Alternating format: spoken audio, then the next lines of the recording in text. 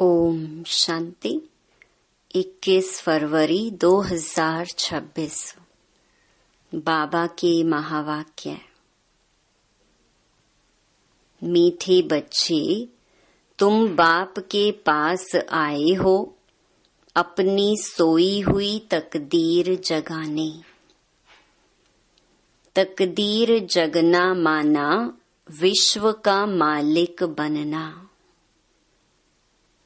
प्रश्न, कौन सी खुराक तुम बच्चों को बाप समान बुद्धिवान बना देती है? उत्तर, यह पढ़ाई है। तुम बच्चों के बुद्धि की खुराक। जो रोज पढ़ाई पढ़ते हैं अर्थात इस खुराक को लेते हैं, उनकी बुद्धि पारस बन जाती है। पारसनाथ बाप जो बुद्धिवानों की बुद्धि है, वह तुम्हें आप समान पारस बुद्धि बनाते हैं। गीत, तकदीर जगाकर आई हूँ। ओम शांति। गीत की लाइन सुनकर के भी मीठे मीठे बच्चों के रोमांच खड़े हो जाने चाहिए। है तो कॉमन गीत, परंतु इनका सार और कोई नहीं जानते। बाप ही आकर गीत शास्त्र आदि का अर्थ समझाते हैं। मीठे मीठे बच्चे यह भी जानते हैं कि कलयुग में सबकी तकदीर सोई हुई है, सतयुग में सबकी तकदीर जगी हुई है।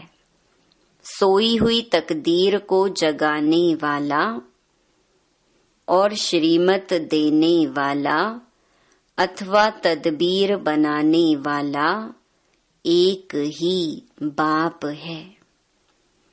वही बैठ बच्चों की तकदीर जगाते हैं। जैसे बच्चे पैदा होते हैं और तकदीर जग जाती है। बच्चा जन्मा और उनको यह पता पड़ जाता है कि हम वारिस हैं। हूबहू यह फिर बेहद की बात है। बच्चे जानते हैं कल्प कल्प हमारी तकदीर जगती है, फिर सो जाती है। पावन बनते हैं तो तकदीर जगती है। पावन गृहस्थ आश्रम कहा जाता है। आश्रम अक्षर पवित्र होता है। पवित्र गृहस्थ आश्रम, उनके अगेंस्ट फिर है अपवित्र पतित गृहस्थ धर्म। आश्रम नहीं कहेंगे, गृहस्थ धर्म तो सबका है ही, जानवरों में भी है। बच्चे तो सब पैदा करते ही हैं, जानवरों को भी कहेंगे गृहस्थ धर्म में है। अब बच्चे जानते हैं हम स्वर्ग में पवित्र गृहस्थ आश्रम में थे, देवी देवता थे। उन्हों की महिमा भी गाते हैं। सर्वगुण संपन्न 16 कला संपूर्ण। तुम खुद भी गाते थे, अब समझते हो हम मनुष्य से देवता फिर से बन रहे हैं। गायन भी है, मनुष्य से देवता करत किए न लागी वार। ब्रह्मा विष्णु शंकर को भी देवता कहते हैं। ब्रह्मा देवताय नमः, फिर कहते हैं शिव परमात्माय नमः। अभी उनका अर्थ भी तुम जानते हो। वह तो अंधश्रद्धा से सिर्फ कह देते हैं। अब शंकर देवताय नमः कहेंगे, शिव के लिए कहेंगे शिव परमात्माय नमः। तो फर्क हुआ ना, वह देवता हो गया, वह परमात्मा हो गया। शिव और शंकर को एक कह नहीं सकते। तुम जानते हो हम बरोबर पत्थर बुद्धि थे, अब पारस बुद्धि बन रहे हैं। देवताओं को तो पत्थर बुद्धि नहीं कहेंगे। फिर ड्रामा अनुसार रावण राज्य में सीढ़ी उतरनी है। पारस बुद्धि से पत्थर बुद्धि बनना है। सबसे बुद्धिवान तो एक ही बाप है। अभी तुम्हारी बुद्धि में दम नहीं रहा है। बाप उनको बैठ पारस बुद्धि बनाते हैं। तुम यहाँ आते हो पारस बुद्धि बनने। पारसनाथ के भी मंदिर हैं, वहाँ मेले लगते हैं, परंतु यह किसको पता नहीं कि पारसनाथ कौन है। वास्तव में पारस बनाने वाला तो बाप ही है। वह है बुद्धिवानों की बुद्धि। यह ज्ञान है तुम बच्चों की बुद्धि के लिए खुराक। इससे बुद्धि कितनी पलटती है। यह दुनिया है कांटों का जंगल। कितना एक दो को दुख देते हैं। अभी है ही तमो प्रधान रौरव नरक। गरुड़ पुराण में तो बहुत रोचक बातें लिख दी हैं। अभी तुम बच्चों की बुद्धि को खुराक मिल रही है। बेहद का बाप खुराक दे रहे हैं। यह है पढ़ाई। इसको ज्ञान अमृत भी कह देते हैं। कोई जल आदि है नहीं। आजकल सब चीजों को अमृत कह देते हैं। गंगा जल को भी अमृत कहते हैं।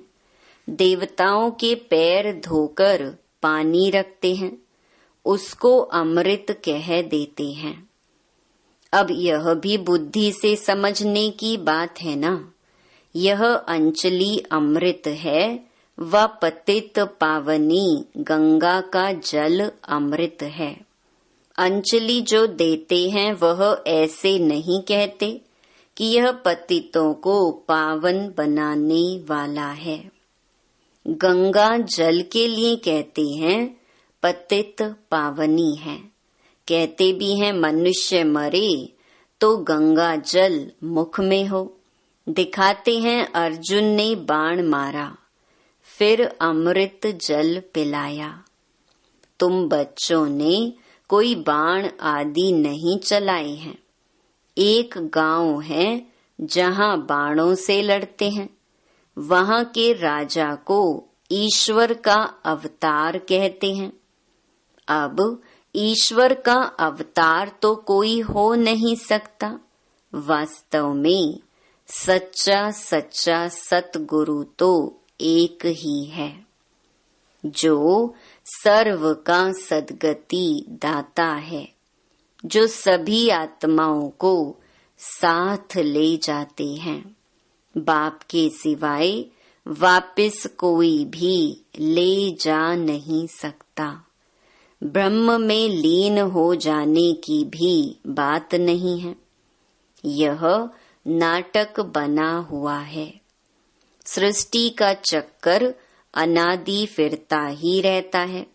वर्ल्ड की हिस्ट्री, ज्योग्राफी कैसे रिपीट होती है, यह अभी तुम जानते हो और कोई नहीं जानता। मनुष्य अर्थात आत्माएं अपने बाप रचयिता को भी नहीं जानती हैं, जिसको याद भी करते हैं ओ गॉड फादर। हद के बाप को कभी गॉड फादर नहीं कहेंगे। गॉड फादर अक्षर बहुत रिस्पेक्ट से कहते हैं। उनके लिए ही गाते हैं पतित पावन, दुख हरता सुख करता है। एक तरफ कहते हैं वह दुख हरता सुख करता है, और जब कोई दुख होता है, वह बच्चा आदि मर जाता है, तो कह देते ईश्वर ही सुख दुख देता है। ईश्वर ने हमारा बच्चा ले लिया, यह क्या किया। अब महिमा एक गाते हैं और फिर कुछ होता है तो ईश्वर को गालियां देते हैं। कहते भी हैं ईश्वर ने बच्चा दिया है, फिर अगर उसने वापस ले लिया तो तुम रोते क्यों हो। ईश्वर के पास गया ना। सतयुग में कभी कोई रोते नहीं। बाप समझाते हैं रोने की तो कोई दरकार नहीं। आत्मा को अपने हिसाब किताब अनुसार जाए दूसरा पार्ट बजाना है। ज्ञान न होने कारण मनुष्य कितना रोते हैं, जैसे पागल हो जाते हैं। यहाँ तो बाप समझाते हैं, अम्मा मरे तो भी हलवा खाना, नष्टो मोहा होना है। हमारा तो एक ही बेहद का बाप है, दूसरा ना कोई। ऐसी अवस्था बच्चों की होनी चाहिए। मोहजीत राजा की कथा भी सुनी है ना? ये हैं सब दंत कथाएं। सतयुग में कभी दुख की बात नहीं होती, ना कभी अकाले मृत्यु होती है। तुम बच्चे जानते हैं, हम अभी काल पर जीत पाते हैं। बाप को महाकाल भी कहते हैं। कालों का काल तुमको काल पर जीत पहनाते हैं, अर्थात काल कभी खाता नहीं। काल आत्मा को तो नहीं खा सकता। आत्मा एक शरीर छोड़ दूसरा लेती है, उसको कहते हैं काल खा गया। बाकी काल कोई चीज नहीं है। मनुष्य महिमा गाते रहते, समझते कुछ भी नहीं। गाते हैं अच्युतम केशवम, अर्थ कुछ नहीं समझते। बिल्कुल ही मनुष्य समझ से बाहर हो गए हैं। बाप समझाते हैं, यह 5 विकार तुम्हारी बुद्धि को कितना खराब कर देते हैं। कितने मनुष्य बद्रीनाथ आदि पर जाते हैं। आज 2 लाख गए, 4 लाख गए।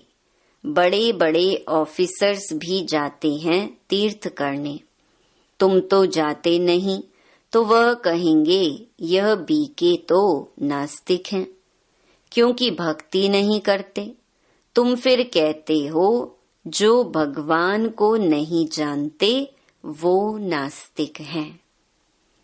बाप को तो कोई नहीं जानते, इसीलिए इनको ऑर्फन की दुनिया कहा जाता है। कितना आपस में लड़ते झगड़ते रहते हैं। यह सारी दुनिया बाबा का घर है ना। बाप सारी दुनिया के बच्चों को पतित से पावन बनाने आते हैं। आधा कल्प बरोबर पावन दुनिया थी ना। गाते भी हैं राम राजा, राम प्रजा, राम साहूकार है। वहां फिर अधर्म की बात कैसे हो सकती? कहते भी हैं वहां शेर बकरी इकट्ठे जल पीते हैं। फिर वहां रावण आदि कहां से आए? समझते नहीं। बाहर वाले तो ऐसी बातें सुनकर हंसते हैं। तुम बच्चे जानते हो, अभी ज्ञान का सागर बाप आकर हमें ज्ञान देते हैं। यह पतित दुनिया है ना। अब प्रेरणा से पतितों को पावन बनाएंगे क्या? बुलाते हैं, हे पतित पावन आओ, आकर हमको पावन बनाओ। तो जरूर भारत में ही आया था। अब भी कहते हैं, मैं ज्ञान का सागर आया हूँ। तुम बच्चे जानते हो, शिव बाबा में ही सारा ज्ञान है। वही बाप बैठ बच्चों को यह सब बातें समझाते हैं। शास्त्रों में सब हैं दंत कथाएं। नाम रख दिया है। व्यास भगवान ने शास्त्र बनाए। अब वह व्यास था भक्ति मार्ग का। यह है व्यास देव। उनके बच्चे तुम सुख देव हो। अब तुम सुख के देवता बनते हो। सुख का वर्षा ले रहे हो व्यास से, शिवाचार्य से। व्यास के बच्चे तुम हो, परंतु मनुष्य मूंझ न जाएं, इसीलिए कहा जाता है शिव के बच्चे। उनका असुल नाम है ही शिव। तो अब बाप कहते हैं किसी देहधारी को मत देखो, जबकि शिव बाबा सम्मुख बैठे हैं।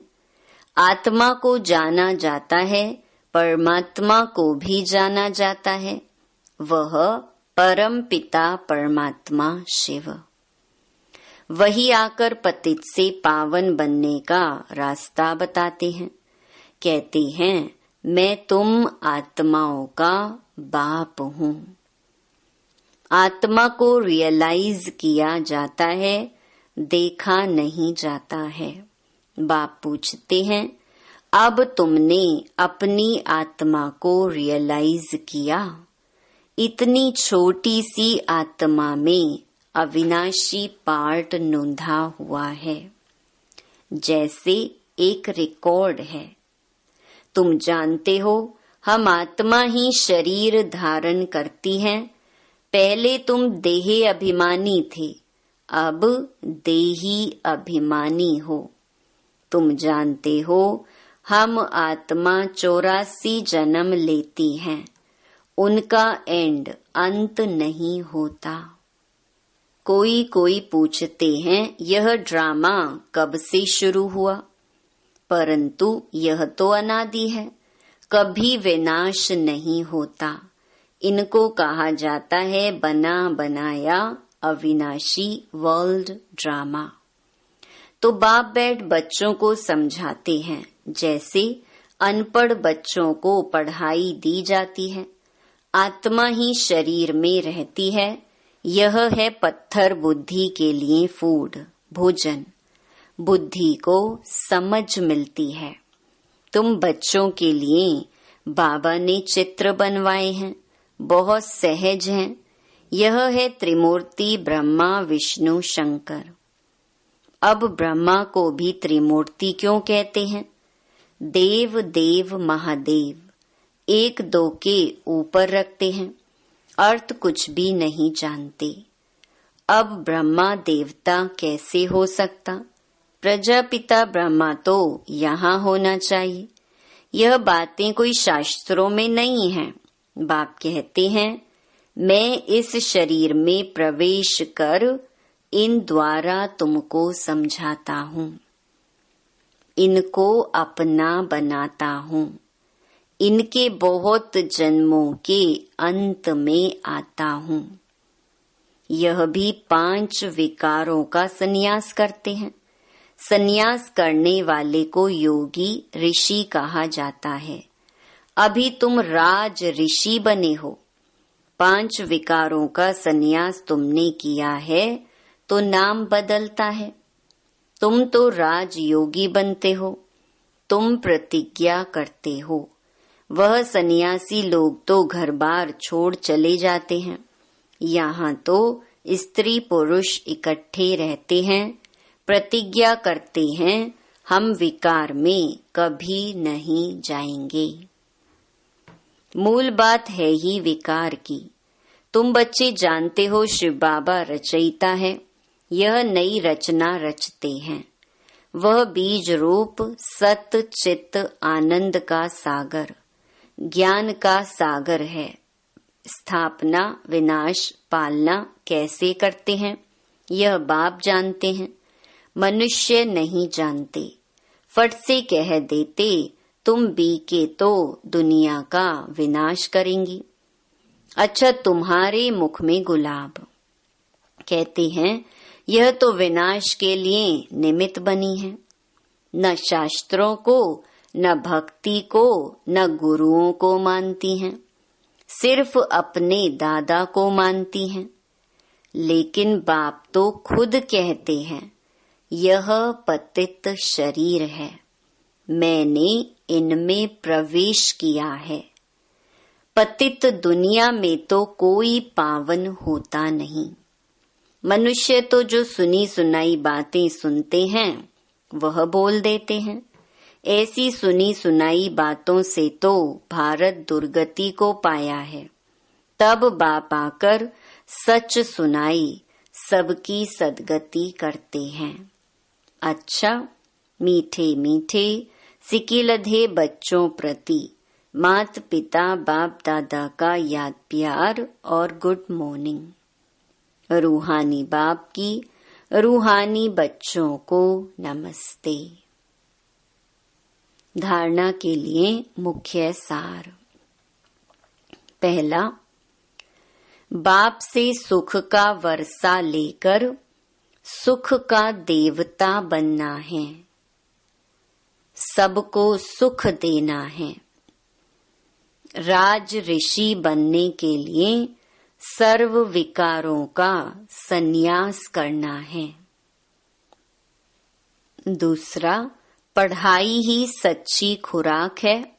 सद्गति के लिए सुनी सुनाई बातों को छोड़ श्रीमत पर चलना है। एक बाप से ही सुनना है, मोहजीत बनना है। वरदान, अपने असली संस्कारों को इमर्ज कर सदा हर्षित रहने वाले ज्ञान स्वरूप भव। जो बच्चे ज्ञान का सिमरन कर उसका स्वरूप बनते हैं, वह सदा हर्षित रहते हैं। सदा हर्षित रहना यह ब्राह्मण जीवन का असली संस्कार है। दिव्य गुण अपनी चीज है, अवगुण माया की चीज है, जो संग दोष से आ गए हैं। अब उसे पीठ दे दो और अपने ऑलमाइटी अथॉरिटी की पोजीशन पर रहो तो सदा हर्षित रहेंगे। कोई भी आसुरी व व्यर्थ संस्कार सामने आने की हिम्मत भी नहीं रख सकेंगे। स्लोगन, संपूर्णता का लक्ष्य सामने रखो तो संकल्प में भी कोई आकर्षण आकर्षित नहीं कर सकती। ये अव्यक्त इशारे एकता और विश्वास की विशेषता द्वारा सफलता संपन्न बनो। एकता के लिए एक रूहानी तावीज सदा अपने पास रखना कि रिगार्ड देना ही रिगार्ड लेना है। यह रिगार्ड का रिकॉर्ड सफलता का अविनाशी रिकॉर्ड हो जाएगा। मुख पर एक ही सफलता का मंत्र हो, पहले आप। यह महामंत्र मन से पक्का रहे।